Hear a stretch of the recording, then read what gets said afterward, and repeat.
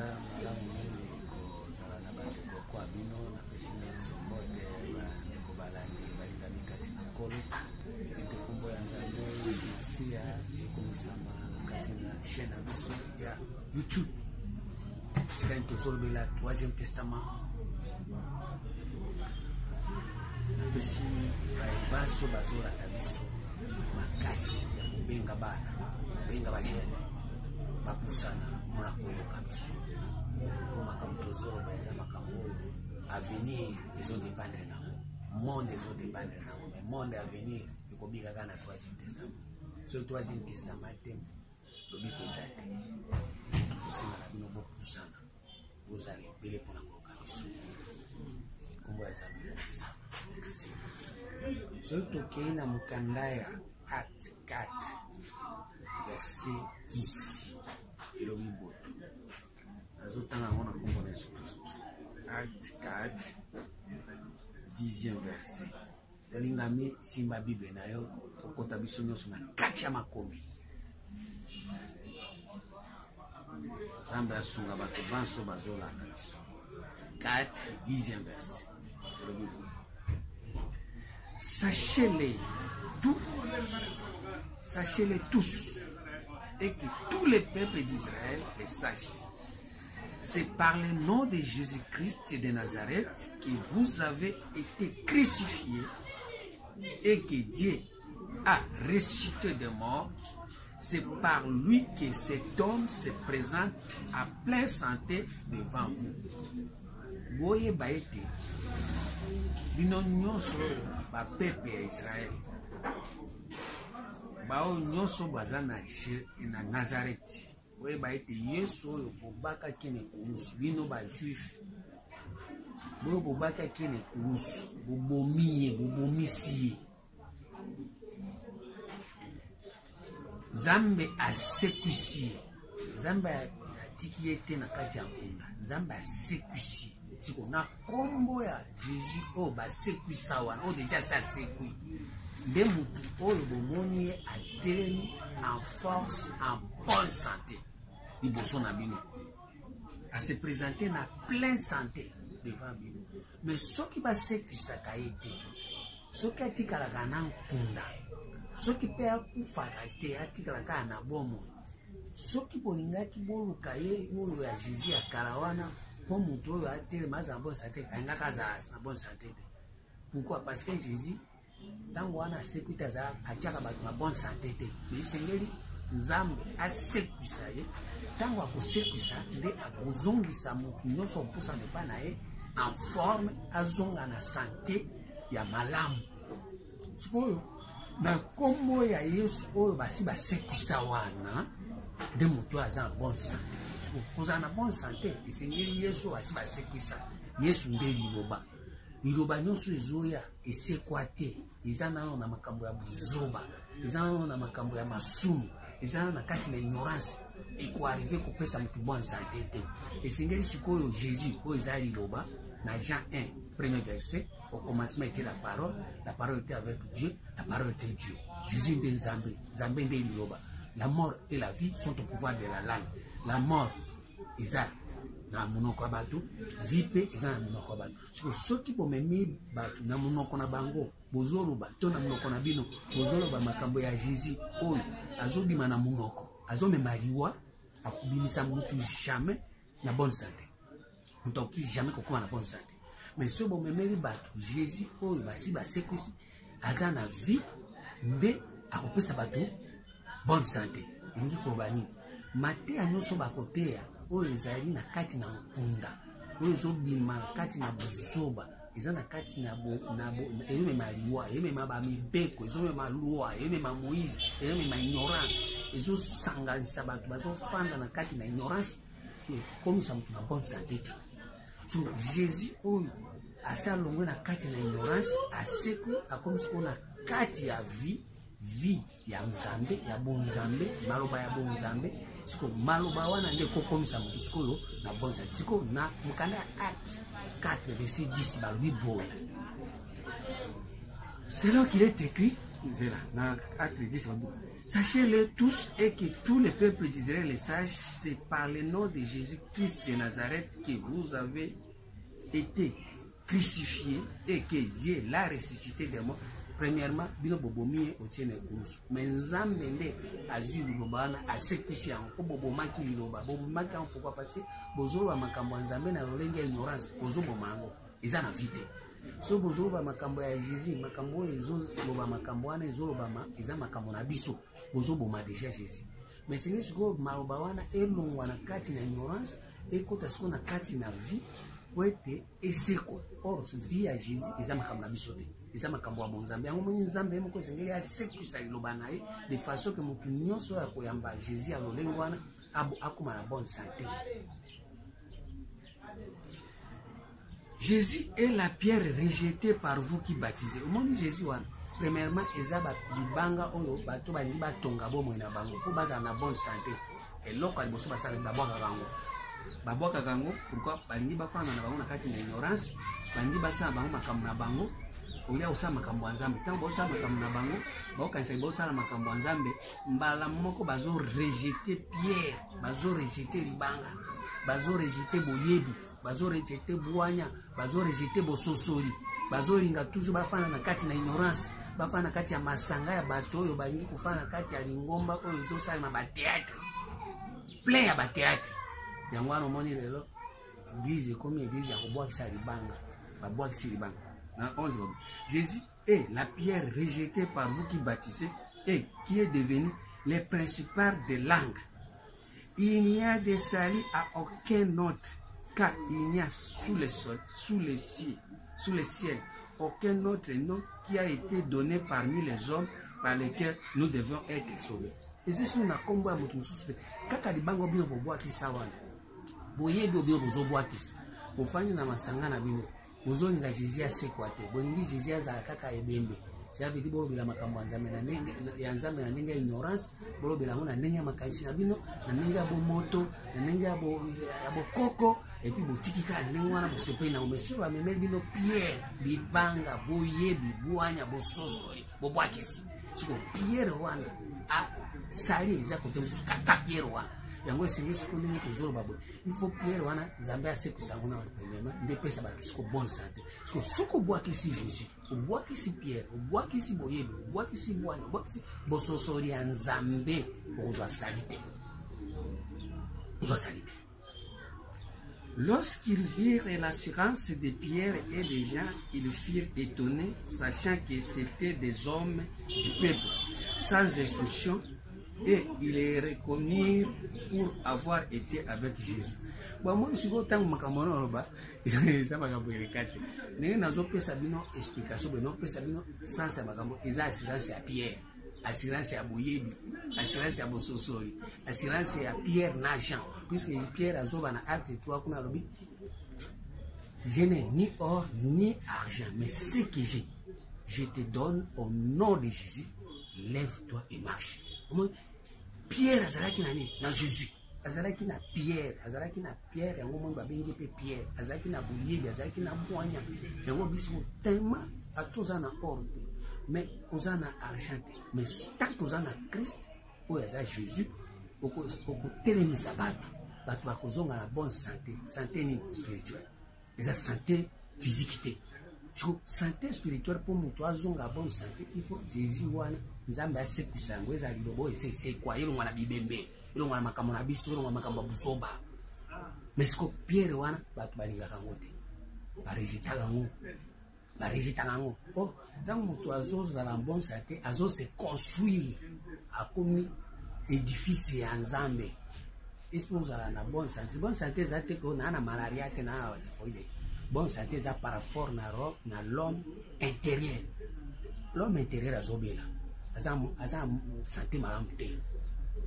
Bon Nzambe uyibite. Bwanya Nzambe uyibite. Makaisi Nzambe uyibite. Mutambo kwa kibudi. Mais l'homme intérieur nde aza bien. Donc na sata na malaria te na ta typhoïde te mena kati na yo. Uzana ignorance. Santé za bien. Yango siko na minute il faut qu'on soit Jésus au basi ba sekwisa. Lilobo ese seko yangonde ekopesa bato bonne santé spirituelle. C'est le problème, mes amis. Dans le 1 Pierre 2, verset 5, Toketi na 8. Tanga Bible là. 1 Pierre 2, verset 5. Et vous-même comme des pierres vivantes. Et vous-même comme des pierres vivantes. Et vous-même comme des pierres vivantes. Édifiez-vous pour former une maison spirituelle. Moi, ce que nous avons la bonne santé, nous avons édifice déjà le maison spirituelle. Un saint sacerdoce afin d'offrir des victimes spirituelles. Nous avons la bonne santé. À offrir à ça la offrande à la victime charnelle. Ça veut dire que les offrandes à biloko zomona ba mbongo. Ils ont offrande moko spiritualité. Offrande aux opesa ba mbongo, ba dollar, ba franc congolais. Wana ozana pierre te, ozana boyebi te. Au continent on a kati ya Jésus Christ te. Oyo azali ressuscité. Ozana Jésus Christ oyo azali parmi bibele, parmi bakufu. Parmi bobo zoboma, boboma bonzambe, boboma bolingwaza, boboma boyebi, botiki ignorance nde fanda, ase mama bobomi Jésus Christ. Bozo Christier, bozo tiena ba ikurusu. Or Jésus Christ sikoyo aza oyo il faut azala pierre vivant. Ça veut dire makambo bozoroba, eza makambo boyebi. Eza kopesa yo pe vie ya boyebi, pierre vivant. Po comme édifice ya boyebi, ya bososoli ya boanya.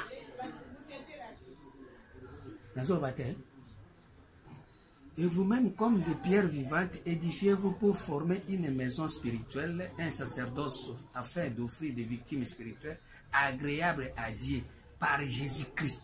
Car il est dit dans l'Écriture, voici je mets en Sion une pierre angulaire, choisie, précieuse, et celui qui croit en elle ne sera pas confus. Oh non, ça on dit, on a confusion, mais ce qu'on dit, yo boy pierre vivante, on a salité, on a confusion. On a confusion. L'honneur est donc pour vous qui croyez, mais pour les incrédules, la pierre qu'ont rejeté ceux qui baptisaient est devenue la principale des langues et une pierre d'achoppement et un rocher de scandale. Les mêmes Jésus-Christ sont aux boîtes. Il y a la sabinote, on a pour soba, a noté. Ils ont la pierre d'achoppement. Oh, nous avons 15 ans ministère, mais nous avons la pierre, nous avons la salité. Nous avons la pierre angulaire. Nous avons la katia zéro. Nous avons la katia, nous avons tonganda qu'on a zéro. Nous avons la libangate. Nous avons la boyébité, nous avons la boignate. Tant que nous avons la boignate, nous avons la salité. Nous avons la salité. Or, ce qu'on continue la salité, il y a il n'y a de salut à aucun autre nom. Il n'y a de salut à aucun autre nom. Soit dans le ciel, soit sur la terre. Salut ça à mon côté. Mahomet, Kimbango, Boudjidjan Congo, Lumumba, Mobutu, président de l'État, ministre, moi si notre ban note, ban note, pasteur note, archbishop, papete. Tant quoi, on peut se saluer à ça. C'est pas moi qui dis, c'est la Bible. Il y a des saluts à aucun autre nom. Oh, révérend, on peut se saluer. On peut se saluer. Oh, Pierre, aux rejeté, il y a aux gens à sali, il y a un monde qui construit dans un monde où ils ont bon moyen. Si vous voulez construire bon moyen na pierre angulaire, on construit bon moyen na mensonge. Na parole, il y a mensonge. Na parole, il y a erreur. Na parole, il y a vanité. À ce moment-là, moi, les autres ont à Jésus. Jésus. Non. Vous avez rejeté la pierre angulaire. Vous avez rejeté la pierre. Na oyaki yo moni mboka ezobonga te makambo ezobonga te bolingo eza te kimi eza te sali eza te. Romains 10 verset 14. Romains 10 14.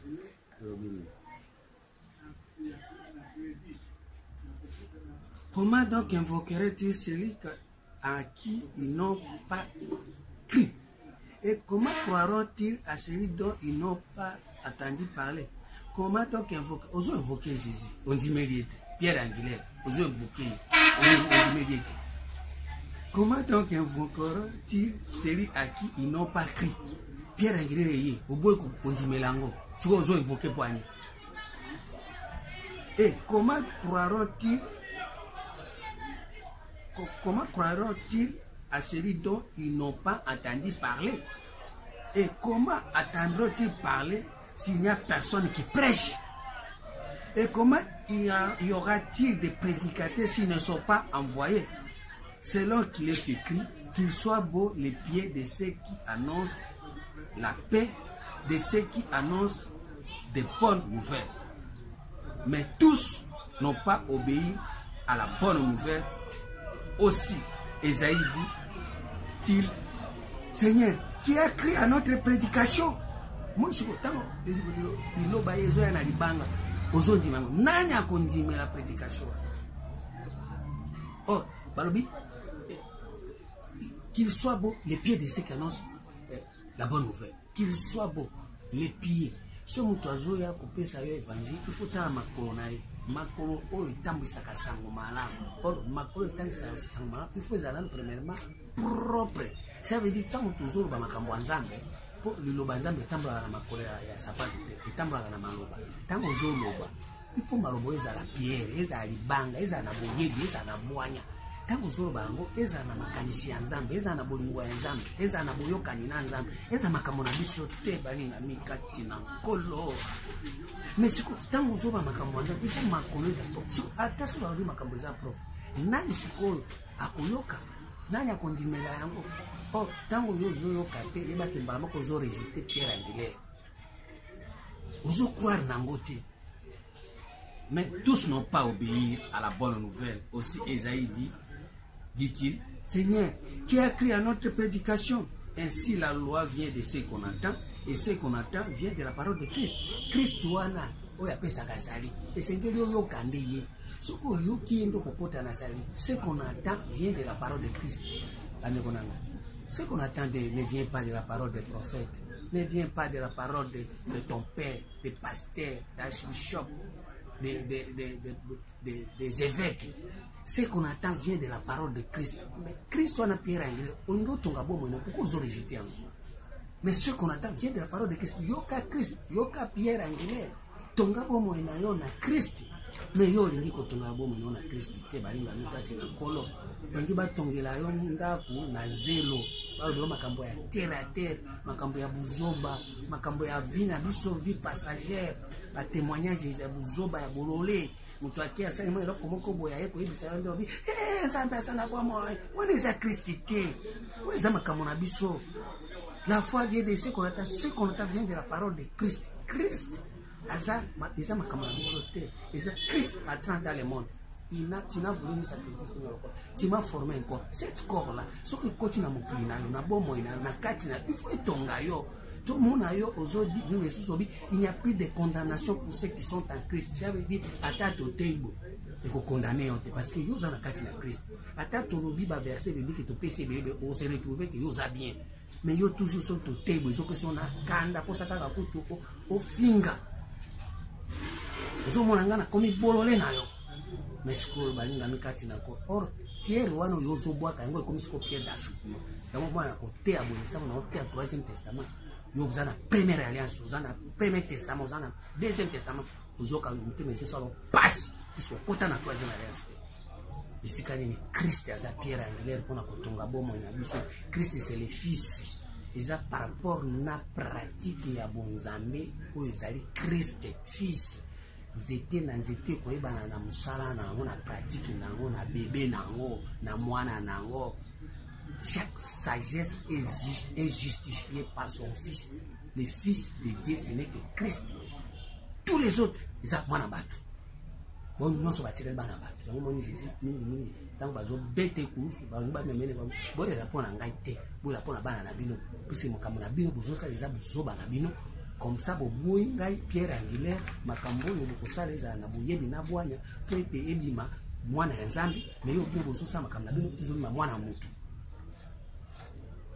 Ainsi, la foi vient de ce qu'on entend, et ce qu'on entend vient de la parole de Christ. Mais, j'ai dit, n'ont-ils pas entendu? Au contraire, leur voix est allée par toute la terre, et leur parole jusqu'aux extrémités du monde. Mais j'ai dit, Israël ne l'a-t-il pas su? Moïse le premier dit, je susciterai votre jalousie par celui qui n'est pas une nation. Je provoquerai votre colère par une nation sans intelligence. Baninga mikati na encore. Balobi na mukanda ya ate toto tanga balobi Pierre na Jean baza bato baza considéré bango pas ba juif ba bato batanga te. Siko bato batanga te wana nzamba kobimisa bango baza ba Pierre baza na boyebi batanga te nini batanga makambo oyo ekomami na 1 Corinthiens 4 verset 6. OK. 1 Corinthiens 4 verset 6. Batanga te. C'est à cause de vous, frères, que j'ai fait cette chose, une application à ma personne et à celle d'Apollos, afin que vous appreniez à nos personnes à ne pas aller au-delà de ce qui est écrit. Ah, c'est à cause de vous, frères, que j'ai fait de ces choses une application à ma personne et à celle d'Apollos, afin que vous appreniez à nos personnes à ne pas aller au-delà de ce qui est écrit et que nul de vous ne reçoive de l'orgueil en faveur de l'un contre l'autre. Awa eza makambo kotanga te kokende au-delà na oyo ekomama. Siko bato batanga bakenda au-delà na oyo ekomama. Siko awa Paul azoba il ne fallait pas kokende au-delà ya oyo ekomama. Siko bango bakoma ba Pierre na Jean batanga te. Pourquoi? Parce que bango batenda ya au-delà te. Tango ke na au-delà nde otangi. Mais soki otikali kaka na oyo ekomama wana bato oyo ba juif babi otanga te. Na oloba ni. Teo karabie. Place wada teo karabie. Mukanda ya Jean 7 verset 24. Le Bible. Jean 7 24. Top et sa réponse. Jean 7, 24. Ne jugez pas selon l'apparence, mais jugez selon la justice. Dans verset 15, les Juifs s'étonnaient, disant, comment connaît-il les Écritures, lui qui n'a pas étudié? C'est-à-dire, Jésus a tanga pété, a tanga téni. Alors, ma kambo apparence, ce qu'on zolo ma kambo apparence, et pas ba Juif et tanga. Mais ce qu'on vit makambo eza apparence était ba juste ba considérer otanga te. Ce qu'on vit makambo apparence et pas ba juif ba lobi otanga. Mais ce qu'on vit makambo eza apparence était otanga te.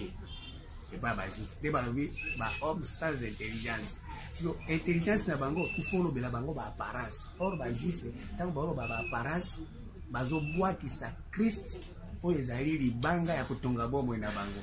Pourquoi que c'est Christ, ezali moyebi ya kotonga nango bon moyo, okoma na bonne santé.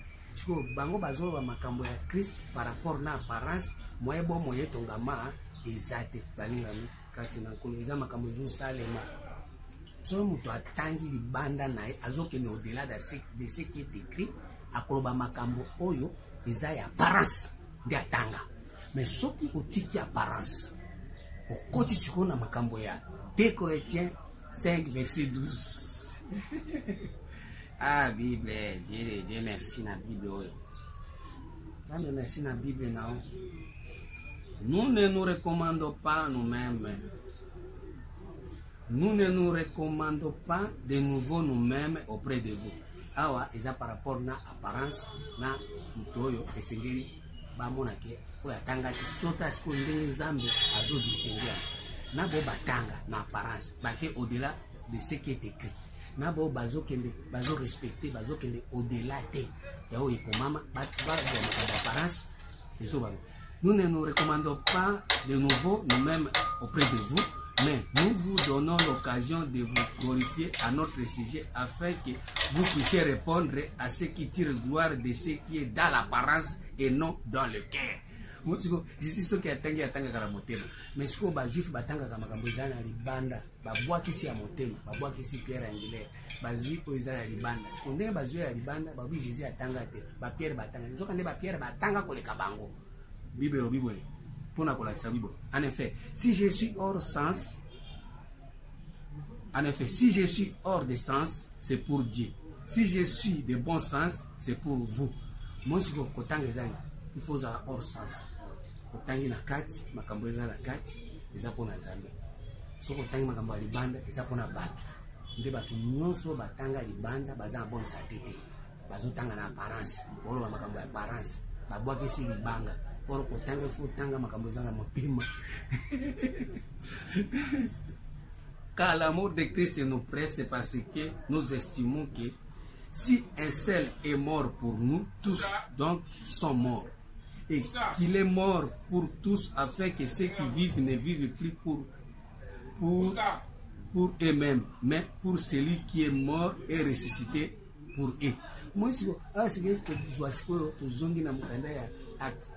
Jésus-Christ a ce quoi on est fini qu'on vivre selon Jésus a ce quoi pose à la bonne santé, qu'on vive sous selon yote, selon apparence, selon homme extérieur, selon makambo ya nabiso, selon boyebi ya biso, ba classe otanga, qu'on vive yango tango za bon zambete. Il faut que nous qu'on vive selon Jésus-Christ, pour Jésus-Christ na kati na yo, ba sekwisa ye nde azala muto yo azana libanga. Mais soki ba sekwisi ete, okomona muto ya libanda azosala fonction ya kosala musala, mais na kati azosala à ce moment bon rejeter bo bois qui c'est pierre anglais et comme pierre d'achoppement et pas na yo muto zoyo kangai. So na minute yo Jésus Christ wana soki Nzambe asekwisi nde apesa ka bato bonne santé à motema pour être effréféter libanda, mais vous nettoyez les dehors mais au-dedans sont pourris. Luc 11 verset 39.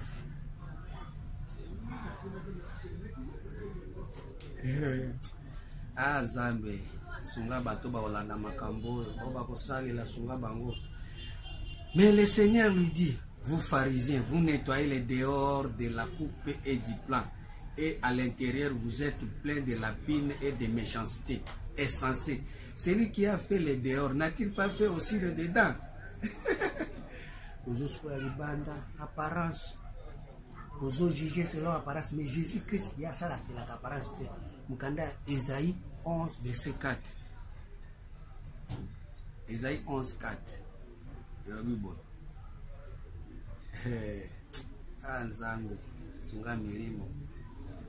Mais il jugera les pauvres avec équité et il prononcera avec droiture sur les malheureux de la terre. Il frappera il respirera la crainte de l'Éternel. Il ne jugera pas sur l'apparence. Premièrement, Jésus a respiré. Pema. Nae izana obobangi Nzambe. Pour ceux qui mutazana obobangi Nzambe, autonga bomo inae na libanga. So mutazana obobangi Nzambe te, autonga bomo inae na zelo. So ceux qui zana obobangi Nzambe, obanda ko pema. Pema na yo iza obobangi Nzambe. So zo pema. Pema te oxygène. Pema te na bonbonne. Pema te na ba souffle mususu. Yo banda ko pema, pemeli na yo iza kobanga Nzambe. Pema ya yo. Moni Jésus peut azaï ko respirer la crainte de l'Éternel. Tant que azo respirer la crainte de l'Éternel, moyen à juger l'apparence exacte. Il ne prononcera pas sur un oui dire. Ça veut dire encore makamuka oui oui pour kaka alobaka pour se pesa ba. Non non non non. Oh mutuana ayi mbongo bele apesi dime apesi offrande. Lingi zabwe na bwaka libanga na pesi makambo a zero na bana ko flatter. Na rejeter pierre na flatter na obele makambo na lobaka le widi poka na sepelisa ye po na moni ke yenda pesa la dîme yenda pesa ka offrande yenda tunga église yenda pesa ba kiti non ya ko babongo te. Mais il jugera les pauvres avec équité et il prononcera avec droiture sur les malheureux de la terre. Il frappera la terre de sa parole comme d'un verge et du souffle de ses lèvres, il fera mourir les méchants. Méchants, ils ont jugé par rapport à apparence. Malachie 2, verset 8 à 9 et 10.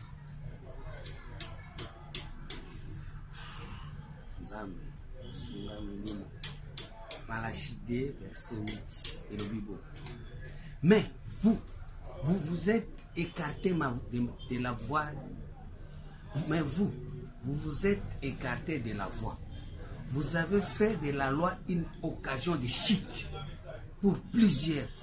Vous avez violé l'alliance de Lévi, dit l'Éternel des armées. Et moi, je vous rendrai méprisable et vil aux yeux de tous les peuples, parce que vous n'avez pas gardé mes voies et que vous avez égard à l'apparence des personnes quand vous interprétez la loi. Et que vous avez égard à l'apparence des personnes quand vous interprétez la loi. N'avons-nous pas tous un seul Père? N'est-ce pas un seul Dieu qui nous a créés? Pourquoi donc sommes-nous infidèles les uns envers les autres, en profanant l'alliance des pères? Tout ça, c'est ce qu'on a. Pourquoi quand la apparence est en haut dans le Kamazan? Pour un nini, pour interpréter le banzan par rapport à l'apparence, pour qu'il y ait des âmes conzi, yende il faut théailler ma théa, la kozipika. Olongola libanga, otia poussière. Oye, azana, ba pété. Mettant wa pokufa, moninga, molimo nae. Et ba pété naete? Molimo nae. Et quoi ba te kaza ministre? Zamba banga mutute. Zamba banga mutute. Et 1 Samuel 16, verset 7. Azabé. 1 Samuel 16, 7. Sunga bobo comprendre que il faut le porter des apports. Otambalamoko. Et l'Éternel dit à Samuel, ne prends pas garde à son apparence et à la hauteur de sa taille, car je l'ai rejeté. L'Éternel ne considère pas ce que l'homme considère. L'homme regarde ce qui frappe les yeux, mais l'Éternel regarde au cœur. Onyosu komama na motema zamba zomo. Mais oyo komama li banda ya motema. Ozo kende au-delà de ce qui est écrit. À ce moment-là, zamba zo considérer moi. Et dit qu'à la bonne comme Jésus Christ. Amen. Salut Bézat.